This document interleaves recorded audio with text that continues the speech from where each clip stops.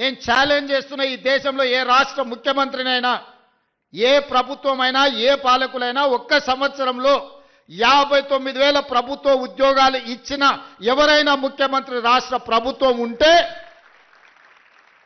వాళ్ళు విధించే ఏ శిక్షకైనా నేను మా ఉప ముఖ్యమంత్రి గారు సిద్ధంగా ఉన్నాము.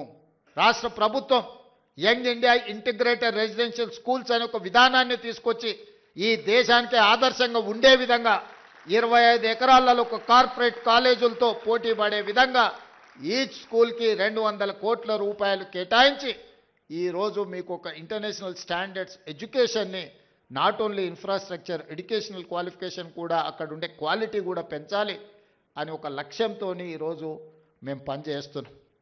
ఈరోజు చాలామంది విమర్శిస్తున్నారు. ఇవాళనే ఒక పత్రికలో చూసిన ఈ SC ST BC minority EWS పిల్లలకు 200 కోట్ల రూపాయలు పెట్టి 100 అంటే దాదాపుగా 25,000 కోట్ల రూపాయలు ఖర్చు పెట్టి కట్టాల్సిన అవసరం ఉందా అని ఒక పత్రిక రాసింది. ఒక రాజకీయ పార్టీకి సంబంధించిన పత్రిక. కరెక్టే మీ విధానంలో, ఎందుకంటే మీరు అధికారంలో ఉన్నప్పుడు బర్రెలు గొర్రెలు చేపలు చెప్పులు కుట్టుకోండి అనే స్కీములు మీరు తీసుకొచ్చిండ్రు.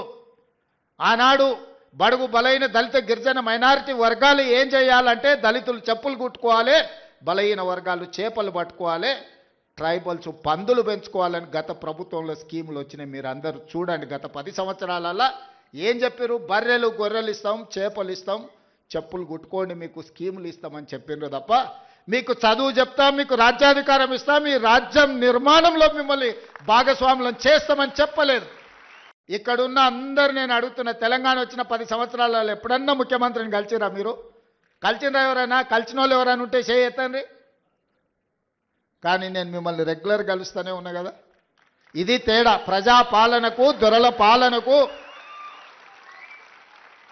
ముఖ్యమంత్రి అంటే ఆకాశంలోకి వెళ్ళి ఊడిపడ్డ పదవి కాదు. అది ప్రజలు ఆశీర్వదించి, ముఖ్యంగా దళితులు గిరిజనులు ఆదివాసీలు ఆశీర్వదిస్తే ఈ కుర్చీ వస్తుంది. ఆ కుర్చీ వాళ్ళ కోసం కాకుండా మన కోసం వినియోగించుకోవడం కాదు.